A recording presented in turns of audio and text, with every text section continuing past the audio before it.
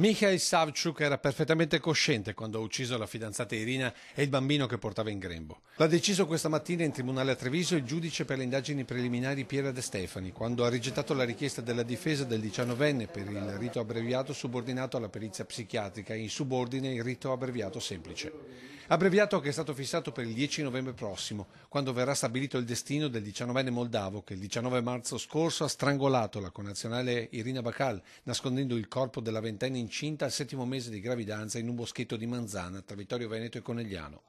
Il giovane oggi non ha voluto presenziare all'udienza, mentre erano presenti la mamma e la sorella della giovane vittima. In meno di 2 ore oggi il GIP ha sentito il pubblico ministero Mara De Donà, che ha definito i termini di un omicidio premeditato con occultamento di cadavere, per il quale la prospettiva è l'ergastolo, che con il rito abbreviato potrebbe scendere a 30 anni di reclusione. Diversa la posizione della difesa, che insiste su un gesto di impulso. Abbiamo chiesto un rito abbreviato, nel quale sono state evidentemente, la Procura della Repubblica ha presentato alcune prove.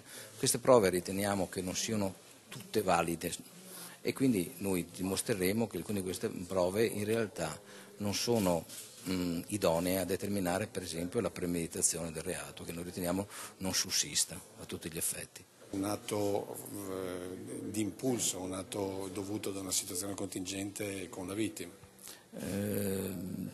Non è che posso parlare oltre il dovuto, diciamo che noi riteniamo che in quel momento il ragazzo ha avuto un istinto che sostanzialmente.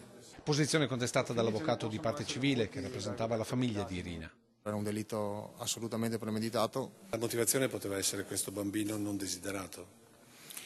Guardi, questo è quello che risulta dalle carte, ma questo è quello che ci ha detto Savchuk. La mamma chiede giustizia, quello che sarà la pena lo deciderà il giudice. Una pena adeguata alla gravità del fatto commesso, ricordo che stiamo parlando di un omicidio premeditato pluriaggravato e occultamento di cadavere aggravato, quindi stiamo parlando di un complesso di reati insomma, che penso parli da solo.